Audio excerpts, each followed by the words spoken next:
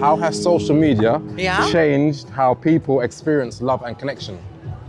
It's made it more like you're in a store and you see a lot of things, like you're in TK Maxx, and you know that if you go the following week, you can get something better.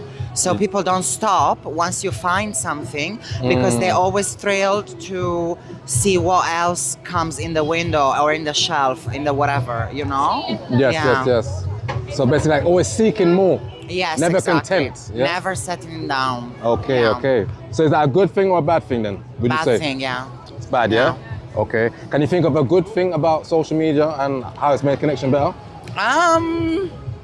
In my experience, maybe I'm gonna talk to some guy that is like down low, and I don't know much about him, and then maybe he hasn't experienced much, but he's not rejecting the idea of being in the apps, and maybe we just bump into each other through the apps, and then that's how they get to talk to me. So, yeah, that could be a good thing. Like, you get to meet people that you don't even think they would be into you necessarily if you were to meet them in real life because of many things, society and all that pressure. Yes, Yeah. yes, yes. Okay, cool. Do they affect like relationships in this day and age?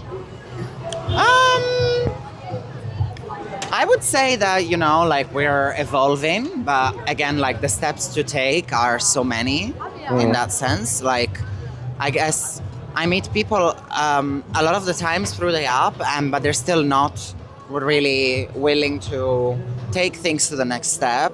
And they just want to keep it like as a friends with benefits kind of thing, because I guess in society it is still easier to, marry a woman, have kids, build a family, and yeah, that's how I see it pretty much. But I think in the lesbians world it could be better, easier. Yeah. What makes you say that? What makes me say that? Out of curiosity. Lesbians just get it right. I envy them so much. Yeah. Yeah. Give me an because example. because my sister is, so like she's ready to settle down. Like once she meets someone that has like the same sort of mindset, they move pretty fast, but they don't cheat, they don't go to like sex parties, they don't do all that shit. Like, there's nothing like, oh, let's open the relationship. I mean, some of them may, but like a lot of them just want to settle. They don't want all this bullshit like open relationships, semi-open, polyamorous, all that stuff. Like, a lot of the times I see that as a way for people to just not admit that they're not made for each other. Yeah. Interesting point. That's a good point. Yeah. I hear you. Thank you. I guess so. I mean, yeah. It really depends. Like, you need to find a way to like match each other into a routine. I definitely think I attracted my opposite. I mean, my ex was a cunt, but I'm really nice. Yeah, no, it's just like find a way to meet each other halfway, but that comes naturally in relationships. I mean, like, not like there's no relationship that starts easily. I guess you need to find a compromise. Compromise. So, Good word. Yeah, no, I hear that. Okay, thank you for your time and your opinions. Yeah, no worries. It's been good. It's been good. How has social media changed how people experience love and connection? I feel like people are too worried these days about the socials, so they more act it out than actually feel the real connection of what it should be. I feel like before social medias, people were just in love for being in love. Now it's like people watching what other people do on socials and be trying to copy that, and that's how they interpret love. But that's not the real love. That's not real love. All right, good answer. Thank you for that. Based off that then, what is your definition on love? And what does love mean to you as well? Love is to accept someone, like, no matter, unconditionally, to love them unconditionally, to accept their faults, their goods, their bads, take it all in, innit? That's what my idea of love is, innit? I feel like you shouldn't have to think too hard about what love is. It's supposed to be something that's natural. So then you say that love is not controlled? Yeah, it's not controlled. Yeah, Yes, it shouldn't be controlled. Shouldn't have to think too hard about it. It's just something that should come natural to you. So I shouldn't walk down the road and see someone else holding someone's hand and think, oh, now I've got to hold my partner's hand. That's not love. It should just come naturally to me. If that's what I feel like I should do, because that's my interpretation of love, that's what I should do. It should be a natural thing. I would say, yeah, like I feel like where maybe the things that I'm not so good at and the things that you're good at, yeah, that's the opposite. Like we level each other out, we balance each other. I feel like opposites do attract. It's just like a Duracell, isn't it? If you put the batteries together, yeah, they repel or they attract. Yeah. I get you. I hear that still, because a lot of social media and that is, or them apps for dating and that, they're more about similarities. Yeah, if you match on them kind of things, and so that kind of implies but that usually it's not. the people from the dating apps don't last that long. Say them again now. Couple months, couple days, or couple links, should I say, and it's done. Okay, there you go. I hear that still, to be honest, yeah. When you find someone not from a dating app that you've maybe known for years or whatsoever, and you never thought that you'd be with that person, usually those are the long-lasting relationships. The ones that stay together for years, have kids together, end up getting married. And you look at them and you think, what an odd couple. But it's not odd to them, innit? Because that is love. That's their interpretation of love. Yeah, no, thank you. You dropped some gems.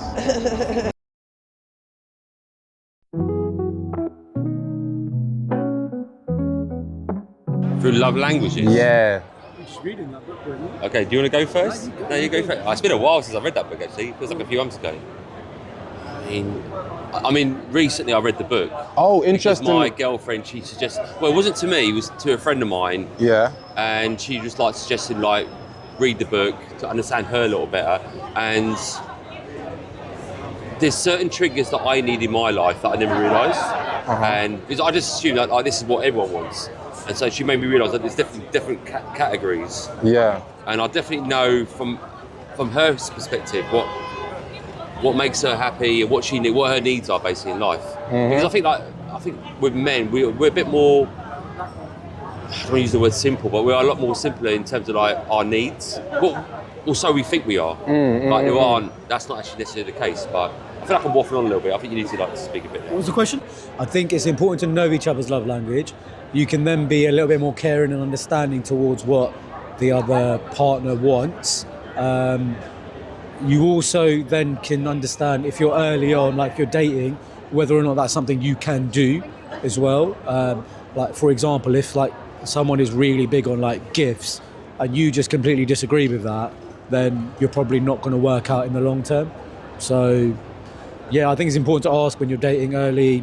And yeah, it's important to know, and if you can do it, then I think it'll just help your relationship. I mean, I'll add, a lot of people my generation don't understand the whole love language situation. Is what you'll do, you might know yourself what triggers you and what you like and stuff like that, and you try and then implement that on your partner as well. And it isn't until afterwards, and I realise that actually partners, they have different love languages. So your generation might have a better. So I had that conversation with you. So when I first found out about love language 6 months ago, I messaged you, Curtis, and you both understood what that meant. And I had no idea what that meant. So when when my girlfriend might be feeling down, I think I'll buy her a present. Gifts might not be her love language. It might be support and stuff like that. So for me, of my generation, that was a new thing for me to understand as well. I like to say it's helped our relationship. I do forget it every now and again. I don't always use it, but that's my comment. Yeah, no, thank you. That makes a lot of sense.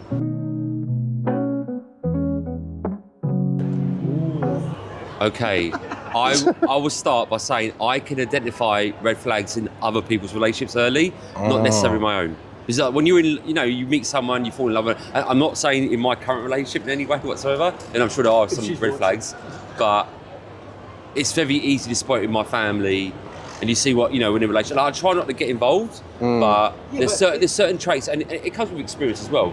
There's certain things when people get a little bit possessive, telling them what to wear and stuff like that. I come from a family with a lot of women. Okay. So I'm getting it from a girl's side when the male talks to them that way. And then obviously I've got a lot of friends who are males, and I see the way they are with their partners, and I can spot those signs straight away. When I think that's not quite right.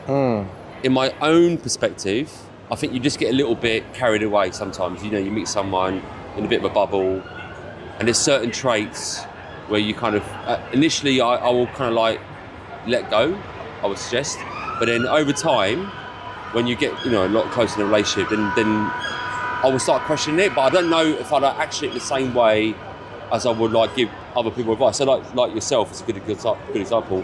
You've had relationships, and I might give an opinion on certain things. Say you shouldn't be doing this, she shouldn't be doing that type of thing. Yeah. But it's easy to do that when it's someone else's relationship. When it's your own, it's very much like, again, it might be my generation. It's like, well, I let it go, but for you, it's not being good enough. But that's my opinion. Yeah, I think a red flag for you when you're looking at somebody else's relationship might not be a red flag for that person though. So I think it's subjective depending on who you are, what you prefer, what you like, what your green and red flags are. I think it's different for everybody. How you identify them, like in a relationship, I think you got to be super clear in your mind what are like your non-negotiables, like your super red flags, and then like stuff that you kind of don't like, but you can get over it for the right person. And once you've like kind of got that balance, if that person's right, then those red flags can go quite easily. Well, I don't know. Like it's a feeling, right? But if you like that person, Yeah. you let a lot of things go. Exactly. And Yeah. it's very easy for an outside person, an external person, to say, "Well, That's not right. Yeah, exactly. But human because you're in that relationship, you might be in love or whatever, and you want to be with them, then you maybe don't see it, or it's not so much of a big thing. You're like, I don't mind. Yeah, it might be a red flag, but you might not feel like it's something that you want to bring up or want to make a big deal out of it, basically. I think the key thing is like with red flags is like when you keep those things to yourself. If you're happy to talk about that situation with other people, you're kind of a bit more like, oh well, this is the situation. But I think like I've noticed with some people, they won't talk about that situation because they know it's wrong. They know deep down it's actually wrong, but they won't say it because once they externalise it, then it's like, oh, this is just a real thing. People will then comment on it. So that's